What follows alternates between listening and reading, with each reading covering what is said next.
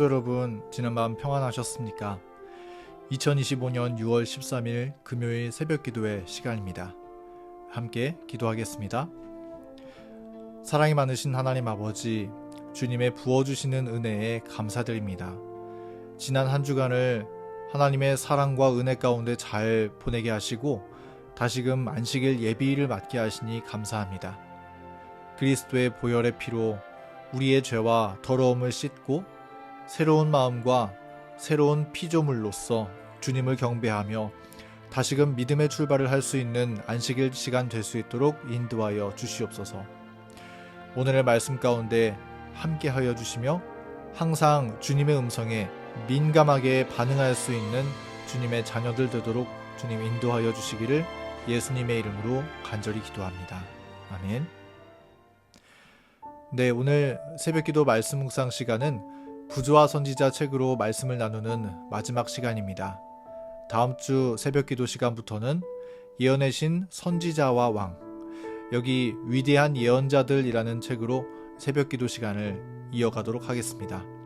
이어지는 새벽기도의 말씀 나눔 시간에도 성령 하나님 함께 해주시고 말씀으로 우리의 심령을 채우고 하나님의 은혜로 우리의 영혼을 두르는 그런 귀한 시간 되기를 간절히 바랍니다. 오늘 부조와 선지자 마지막 시간 함께 나눌 말씀의 제목은 다윗의 삶이 남긴 것이라는 제목입니다. 함께 본문 말씀 사무엘하 23장 1절부터 5절에 있는 말씀을 읽겠습니다. 이새의 아들 다윗이 말하며 높이 올리운 자 야곱의 하나님에게 기름 부음 받은 자 이스라엘의 노래 잘하는 자가 말하도다. 여호와의 신이 나를 빙자하여 말씀하시며 사람을 공의로 다스리는 자 하나님을 경외함으로 다스리는 자 저는 돋는 해 아침빛 같고 구름 없는 아침 같고 비후의 광선으로 땅에서 음이 돋는 새 풀 같으니라 하시도다. 내 집이 하나님 앞에 이같지 아니하냐. 하나님이 나로 더불어 영원한 언약을 세우사 만사에 구비하고 견고케 하셨으니 나의 모든 구원과 나의 모든 소원을 어찌 이루지 아니하시랴. 아멘. 오늘은 다윗 왕의 삶을 하나님께서 어떻게 평가하셨는지 또 다윗의 신앙과 생애는 우리에게 무엇을 남겨주었는지 함께 살펴보도록 하겠습니다. 우리 사람은 그 생이 다했을 때 사람들로부터 우리의 평생을 평가받습니다.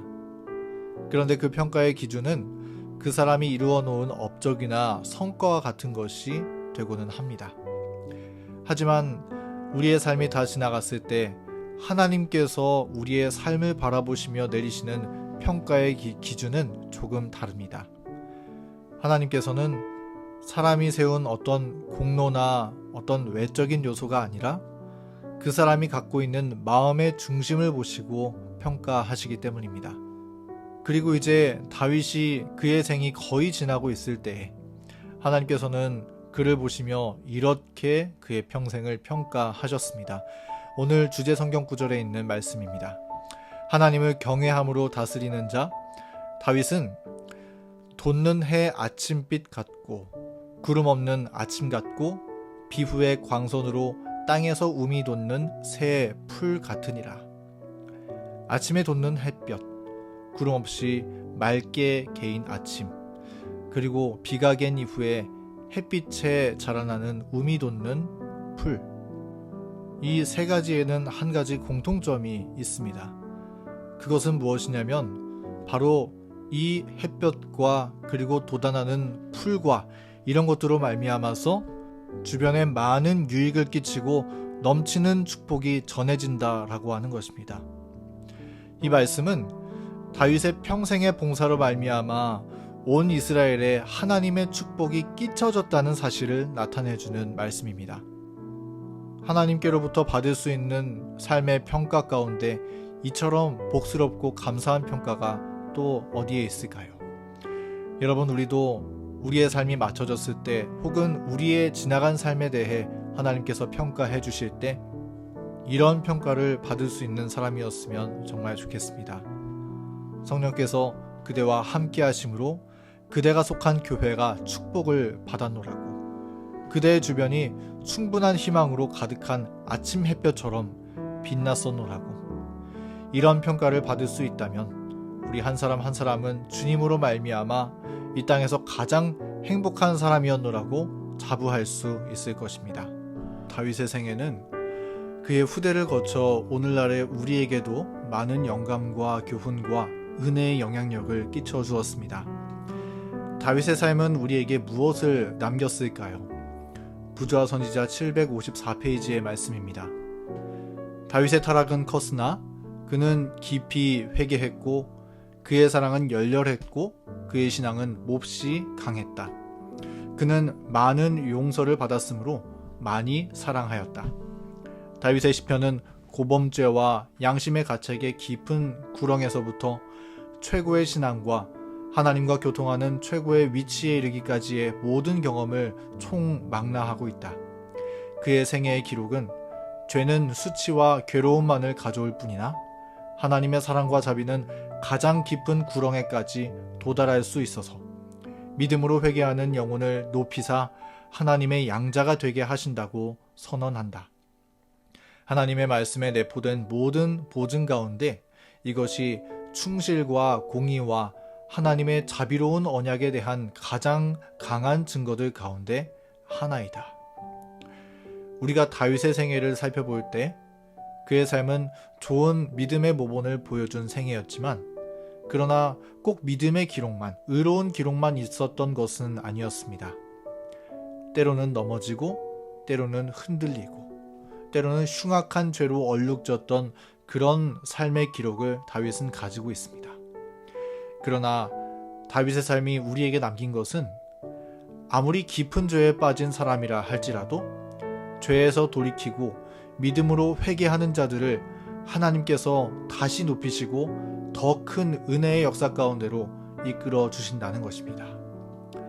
그래서 성경은 이렇게 말씀합니다. 누가복음 7장 47절 말씀에 그의 많은 죄가 사하여졌도다. 이는 그의 사랑함이 많음이라.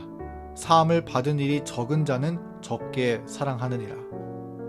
성경은 우리의 사랑의 분량에 대해서 우리가 얼마나 의로운가에 비례하는 것이 아니라 우리가 얼마나 하나님께 용서함을 받았는가에 비례한다고 말씀하고 있고 또 로마서 5장 20절 말씀은 이렇게 기록합니다. 죄가 더한 곳에 은혜가 더욱 넘쳤나니. 우리의 삶에 죄의 기록이 많을지라도 우리가 다시금 주님을 바라볼 때 하나님의 은혜가 우리의 죄를 덮어줄 뿐 아니라 더욱 넘치도록 역사해 주신다고 성경은 말씀하고 있는 것입니다. 그러므로 다윗의 생애가 우리에게 남기고 있는 교훈을 한마디로 요약하자면 그의 삶은 하나님의 은혜가 죄를 이긴다는 것을 보여주는 삶이었다는 것입니다. 하나님의 넘치는 사랑이 죄악의 심연을 다 채우고도 더욱 넘치도록 역사한다는 것을 다윗의 삶은 증명해내고 있는 것이지요. 여러분, 우리의 지난 삶에 혹 죄의 기록이 쓰여 있을지라도 그 죄에서 돌이키고 믿음으로 하나님을 바라볼 때 다윗의 삶이 증명하여 보여주었던 것처럼 하나님의 은혜가 그 모든 죄보다 더욱 넘쳐난다는 사실을 우리 기억하고 더욱더 하나님을 의지하여 살아가는 저희 모두가 되기를 간절히 바랍니다. 사랑하는 성도 여러분, 오늘의 말씀을 기억하시면서 우리의 걸어가는 길도 하나님의 은혜의 충만함이 증거될 수 있는 그런 주님의 자녀들 되기를 간절히 바랍니다. 그러한 하나님의 은혜에 넘치는 분량이 우리가 이 땅에 살아가며 남기는 흔적이요 이 땅에 풍기며 살아가는 향기가 되기를 간절히 소망합니다.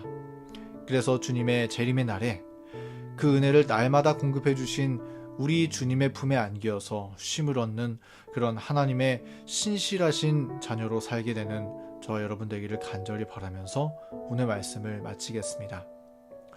오늘 금요일 기도 제목을 공유하겠습니다. 교회 환우분들을 위해서, 안식일 예배와 안식일 학교를 위해서, 그리고 여성사역 강조 안식일이 이번 안식일에 있습니다.